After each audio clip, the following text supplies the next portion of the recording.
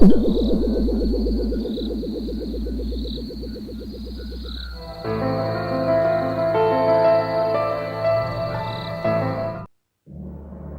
mountains, the first big test of this Tour de France. Now the American team has passed with flying colors, red, white, and blue. And Lance Armstrong's reign has begun again. Armstrong didn't start it, but he looks like he's got every idea he might like to finish it. This is shades of the road to Sestriere last year. Armstrong now is the man setting the pace and putting the pirate in difficulty. Letting them all run like a great fisherman and then reeling them in one after another. Where he's found this strength from, I don't know. He has torn the field apart here. Lance Armstrong looks set now to pull on the maillot jaune of race leader tonight. So now the ride to repeat is on, with a reminder. It's a long ways to go. Those guys are, they'll still be factors in the race. The rest of this race could be a very pretty picture for the man who displays dominance.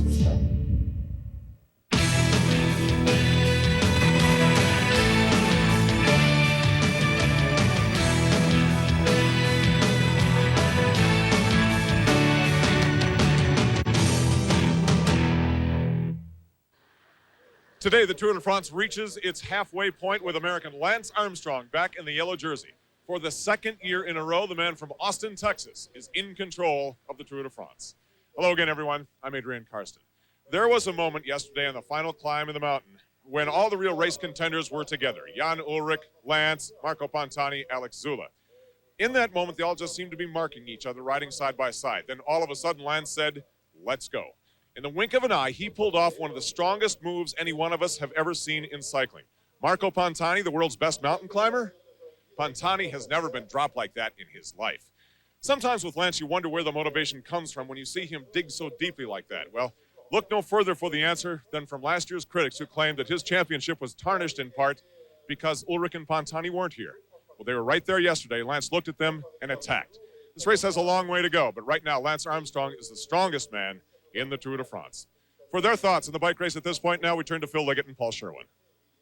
Well, Adrian, I probably feel like everybody else today, completely stunned. That was an exceptional performance by Lance Armstrong yesterday. And the question everybody's going to ask now, what does his rivals do? Well, I think at the moment, Phil, they're trying to get over the shock because they will have looked at the overall standings last night and realized just how much time he's put between himself and them. What they have to do now over the next few days is take a back seat, try and recuperate and plan a strategy for the next mountains. Well, a rest tomorrow, then it's up Mont Ventoux, and they say that Lance Armstrong doesn't like that climb. The strange thing is, Lance has said that loud and clear so that everybody can hear, and I wonder if that's not somewhat of a red herring. Since he was put into difficulty there in the Dauphiné Libéré, he's actually talked to his trainers, he's actually prepared for that mountain. I think he'll be okay. Well, the Giant of Provence still 2 days away. Right now, Lance Armstrong is going to enjoy his first day as the leader of this year's Tour de France, and for once, the sun is shining too. Phil, we're going to be talking to and about Tyler Hamilton and George Hincapie, two of Lance's teammates in the final 10 days of this tour, because they, not Lance, will become the primary targets of the riders who want the yellow jersey. Here's why. From 5 minutes and 54 seconds behind to 4 minutes and 14 seconds ahead, remember, Lance was isolated in that lead group yesterday. Ullrich is second, 4 minutes and 14 seconds behind. Hamilton and Livingston part of the support team. No one knows the situation better than John Eustace, former U.S. Pro Cycling champion. The U.S. Postal Service rode a great race yesterday. The big men, the workhorses were terrific, and they all even made it over the first mountain pass and dropped Armstrong and his two climbing lieutenants, Tyler Hamilton and Kevin Livingston, at the bottom of the Col d'Aubisque in great position. And that's where the trouble began. Either Hamilton and Livingston were too aggressive in that mountain, or they weren't strong enough. Or whatever it was, Armstrong found himself alone on the last two mountain passes. And that's something that every team in the race took note of. So they know that if they're going to beat him, they're going to have to start by trying to kill off his team.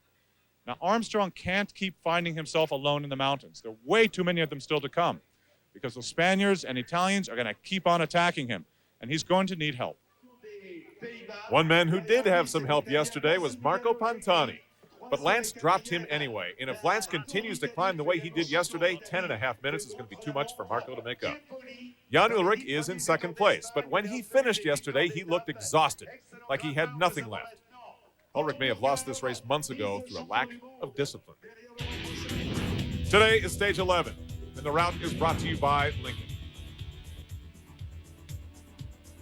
We leave the Pyrenees Mountains today and race east toward a bit of a break, the first of 2 rest days on this 2000 Tour de France. But first, 136 miles, which makes this the longest day of the Tour so far. To the town of Revel, this is one of the prettiest parts of France. A unique day because there are both mountain climbers points and bonus sprint points for those men who want the green and polka dot jerseys respectively. But for Lance Armstrong, the yellow jersey means the most. The first time in the Tour is yellow since July 25th, 1999. Still seems to fit perfectly, as a matter of fact, for the man from Austin, Texas. Stage 11 of the 2000 Tour de France on ESPN2. Can Lance hold the yellow jersey all the way to Paris? Begin to find out when we return.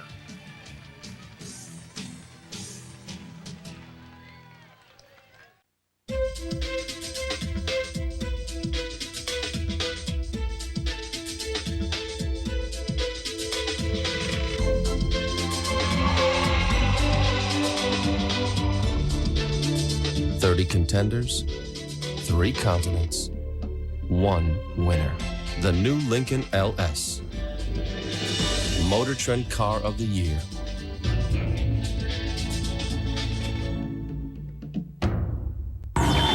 How does Lotrimin AF start killing athlete's foot? On contact. How does it start to relieve the itching? On contact. How does it help stop the burning? On contact.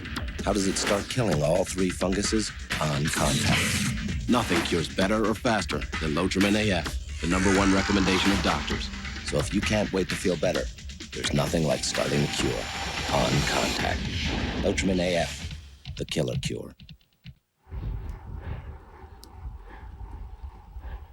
I probably consume in the range, although I've never measured it, 3,000 to 4,000 calories a day. I take coffee, the breakfast burrito, buttermilk pancakes, the #7 with sausage links, eggs medium. Pastries, ham sandwiches, peanut butter and jelly. There's no secrets when it comes to diets. When you're training and racing as hard as we do, you can get away with eating just about whatever you want.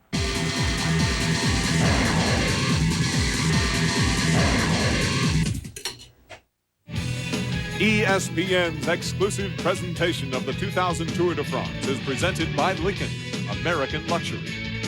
By Lotrimin AF, the #1 recommendation of doctors. And by Mongoose. Go ahead, cross the line.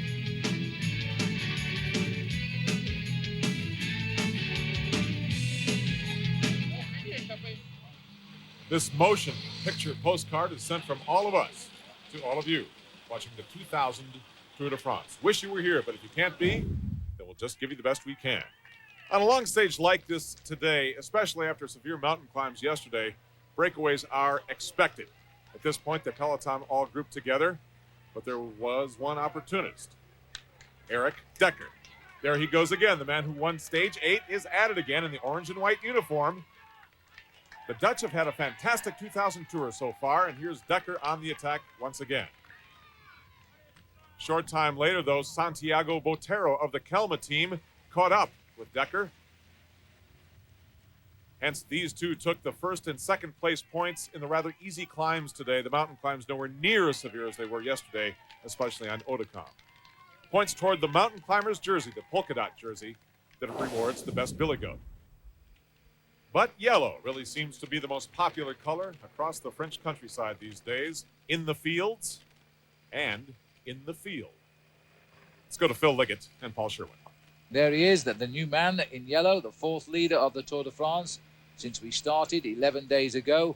And I wonder if that's the last leader before he becomes winner, because yesterday he really did destroy his opposition. He made some very famous names look like very ordinary bike riders.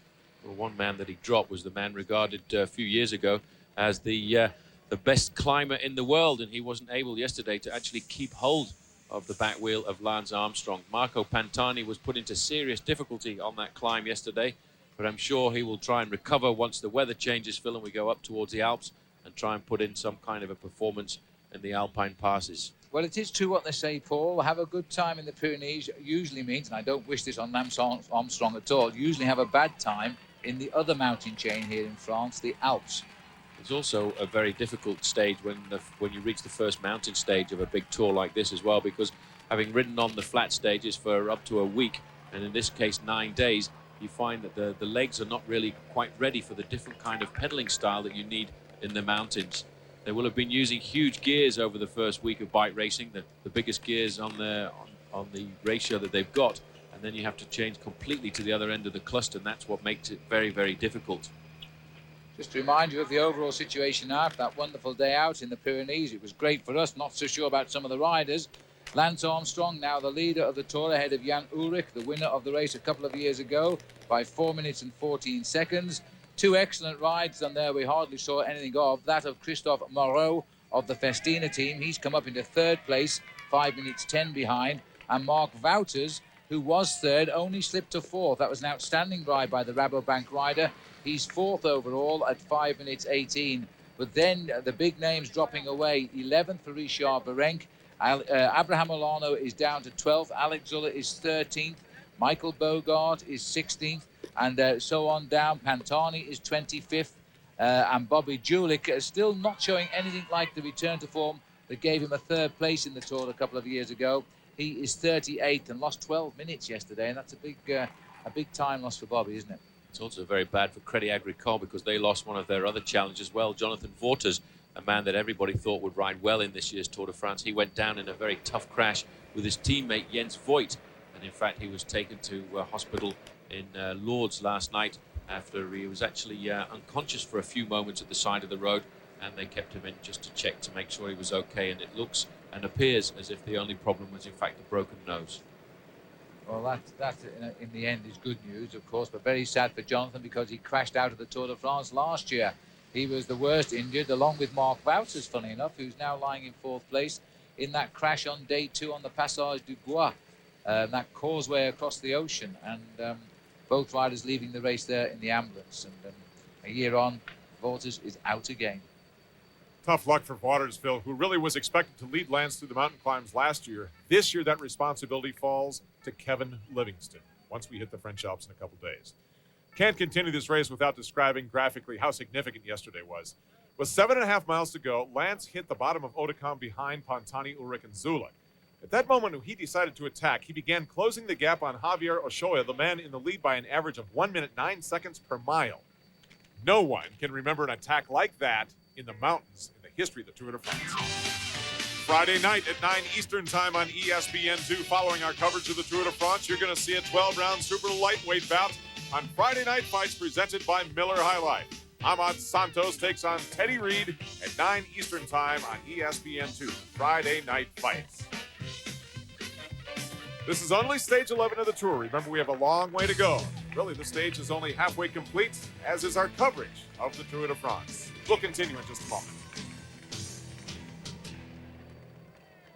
You've always believed that your dreams would come true. And all of the time, we've been rooting for you. For 4 long years, you put your life on hold. Now this is your chance, friend. Go for the gold. Don't fall. Now that the pressure is on, don't fall. Just keep your energy strong. So follow your star. 'Cause you've got a friend in Power Bar. About everything I think he knows. He's got Decker right on the back burner here, but Decker is going to grit his teeth because I think Eric will say, if you don't get rid of me, I'll win the day. Well, Botero looking across there just wants to see what sort of face is on Eric Decker there as the time gap comes down once again to 7 minutes and 57 seconds. That was a good attempt there. He did try everything he could to get rid of Decker, but they're not yet at the summit of the climb. So if he wants to win the stage, the Colombian has to go again, and you see how he's dropping down into second place. He's going to hope that he can launch a surprise attack once more. Well, he's got one last chance, I think, and then that's it, because I don't think, and here it comes, this will be much more serious. If that was the warm-up, this is the one which should... well, I thought Decker had gone then, but he was over on the right of the road behind the camera, and I think he's mastered him again. A clever little move there. In fact, Eric Decker had a bottle out of his hand. He was about to take a drink when that attack happened, and when he saw the Colombian attacking and accelerating, he threw the bottle to one side. And now he's decided with 6 kilometers or so left to go to the finish, he's going to get rid of the other one as well to keep his bike and his machine as light as possible. Well, that was the second attack by Botero trying to get rid of Eric Decker. And I don't really think he's quite got the makings of Decker here, because Decker, he'll be on a high at the moment, Phil. He's got one stage win to his credit, the King of the Mountains lead for a day or so, and now all he has to do is get over the summit of this climb, and he's got a real good crack at a second stage victory. Yeah, Paul, but then the real challenge begins, because the descent at 60 miles per hour and the 90-degree turns are some of the most dangerous in this Tour de France. The finish in a minute.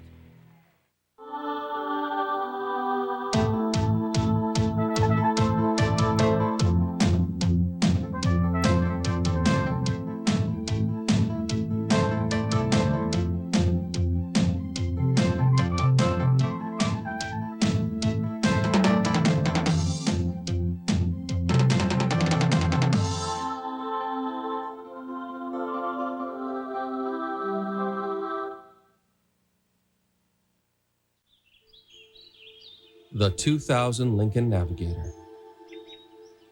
It's so luxurious, so comfortable, and so peaceful. You can almost hear a needle drop. The best-selling full-size luxury SUV in America is also the most powerful in the world. If you're interested in hearing more, drop in. Johnny Mac? Mac Nasty, the super brand. 77 career titles and still had time to make the scene at Studio 54. Mac was what you would call a Renaissance man. He's Johnny Rotten, and he's Johnny Rotten going to Wimbledon. You cannot be serious! Take away the emotional outburst of McEnroe, and it's an artist. He held the world in his hands. John McEnroe, tomorrow night at 7 on ESPN. And then it's Mo Berg at 8 on ESPN Classic. To get Sports Century, call 1-800-CLASSIC today. This is the front of the field charging over the final minor climb in today's stage 11. Up ahead of them, Santiago Botero and Eric Decker fighting for the stage victory. Well, as they approach the 1 kilometer to go in today's stage of the Tour de France, they have a lead of just over 6 minutes on that chase group, which is the front part of the main peloton. And they've got all the principal actors in that group, including, of course, the yellow jersey of Lance Armstrong. This has been a very routine and passive day for Lance, and he's bringing the race to the rest day now as leader of the Tour de France. One of these two is going to take the race to the rest day now as winner of a stage. Will it be a first ever for the man in green, or number 2 at this time in the Tour for Eric Decker? Eric Decker making final preparations for landing there, bringing the sunglasses down so they don't fall off in the sprint, just checking to make sure that the gears were in the right position there as they come into this final little chicane. Decker taking second place. The Dutchman will show a lot of skill here. He's got the Colombian where he wants him, of course, in first place. And he won't come by him now till he starts his sprint. So it's up to the Colombian to keep an eye on him. And he wants to ride probably on the... He's doing the right thing, staying on one side of the road, forcing Decker to make his move on only one side of the road. Well, he's going to hug those barriers. In fact, he shouldn't move that way to the side of the road that he's on now, because the wind is coming from there, and he's going to allow Decker to come through on the inside, sheltered from the wind. This is going to be a track sprint. They're waiting for the first man to open up the acceleration, and after 200 kilometers in the lead, it is always very difficult, and you have to wait for a long sprint, but Decker's gone. Decker's gone. He waited till Santiago Botero looked straight ahead and then kicked, and that should be enough as he now gives it just about everything. Santiago already, look at his face, he knows he's lost it, and Decker gets the second victory of the Tour. You'll never believe this. It's always sad when someone has to lose on a long breakaway like that, but Eric Decker gets number 3 for the Rabobank. Well, he was pretty happy with that. There was no worry about that. But this is an interesting move in the main field, because this is the white jersey of Francisco Mancebo leading them down the descent, going under the banner there, indicating 5 kilometers to go to the finish. And there's a small group of riders, Phil, managed to get themselves off the front of the main field. A group of riders chasing third place up at the front of the field. Now, the race summary brought to you by Power Bar. At the top of the first climb of the day, Eric Decker, the leader in the most aggressive rider classification, attacked. Santiago Botero was quick enough to catch his wheel. With both riders over 17 minutes down in the overall standings, the U.S. Postal Service team let them go as their lead reached a maximum of 14 minutes, 45 seconds. The Post Boys controlled the break at a distance, helped at the end of the race by the Benesto team. But the two escapees crossed the line with an advantage of nearly 5 minutes on the peloton. A group of young riders led by Francesco Mancebo in the white jersey, signifying the best in that classification. His biggest competition...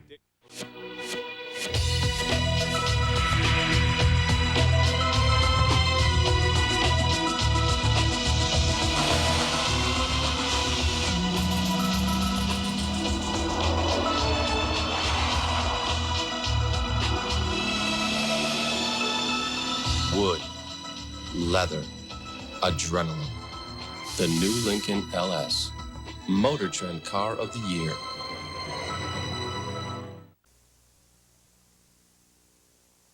White, Francesco Mancebo, the best young rider in the Tour. David Miller is right there as well. Let's go to Phil Liggett and Paul Sherwin. They've come under the final kilometre now. They're being led into the finishing straight by Mario Art. David Miller has moved himself into second place there, but Michele Bartoli should certainly be the fastest man in this group. Their advantage now still 10 seconds over the main field, and they're into the last 500 metres now and still being led to the line by Mario Art. Miller moves up into second place. So it's 4.5 minutes since the other two finished, and now coming into the straight here, Miller's got second wheel. Can he get third on the stage? Here comes Echeverria at the back, followed by Vinokurov, the packer in the straight. Miller goes clear now. Mancebo chasing him, and Rick Verbruggen challenges as Miller tries to hang on, but it's Rick Verbruggen coming clear here, or is it? It is neck and neck to the line, and as they hit the line, Verbruggen will get it ahead of Miller and Mancebo and Echeverria, and a time gap of about 4 minutes 56 seconds. Now the best of the rest is coming, and Zabel again in that green jersey launches off the front. There's nobody going to take him on as Eric Zabel brings home the main field once more. Well, a very good time sprint there by Eric Zabel, getting himself a lot more points. And I tell you one thing, Phil, he's going to get himself a serious advantage now in the green points jersey competition. So as the field comes in the Tour de France, the race lead stays on the shoulders of Lance Armstrong. The stage winner today, though, for the second time this tour, is Eric Decker. And for the fourth time this tour, Phil, he has led a breakaway for more than 60 miles. His second stage victory in 4 days. The most aggressive rider, Eric Decker from the Netherlands, and of course Santiago Botero, after leading for 120 miles, has to take second. Lance Armstrong and all the members of the United States Postal Service team finished 5 minutes and 5 seconds back, with the exception of Frankie Andreu, who was 10 minutes 16 seconds back. John Eustace is standing by with the leader of the 2000 Tour. Lance, quick word on the performance of your team today. They were good. They were strong. It was a day where it was better to be in the front anyways, working, because was a lot of side wind at times, and the weather wasn't good, and it was up and down. A lot of turns in the small town, so I think they're excited to be in the jersey, so they're good. But that doesn't surprise me. I really believe in those guys. A lot of people who really believe in Lance after what he did yesterday. In a total time of 44 hours, 35 minutes, and 22 seconds, he has the lowest accumulated time after 1,100 miles in the first 11 days of the Tour de France. Therefore, he has the yellow jersey by 4 minutes and 14 seconds over Jan Ullrich. Has to be considered a disappointing tour so far for American Bobby Julich, the leader of the Credit Agricole team, 14 minutes and 11 seconds down on Lance Armstrong. Honestly, all the members of Eric Decker's Dutch Rabobank team have had a great first week of the tour. They're number one. Down at number 10, U.S. Postal is only concerned about one man, Lance Armstrong. With more on the significance of the tour rankings, here's John Eustace. To the Spaniards, the team classification is of utmost importance. Now, that's why you saw Benesto at the front of the bunch today. They weren't really chasing Eric Decker. They were chasing Botero, because if Botero had gotten a lot of time, his Kelme team would have gone way up in the team standings. Now, this is important to the Postal team, because last year it really helped them to win the Tour de France. The Spanish Civil War raged on as each Spanish team attacked each other, and the Americans just followed in their draft. And so far, this pattern appears to be reappearing again this year. So we close stage 11 just over the halfway point into the 2000 Tour with 1,123 miles to go. Tonight, the cyclists make the transfer to extreme southeastern France and get ready for 2 days from now, Thursday, when Lance Armstrong in the yellow jersey will attack Mont Ventoux, another classic climb in the Tour de France. Where have we been and where are we going? The answers to those questions and more in half-hour form on ESPN2 at 6:30 Eastern.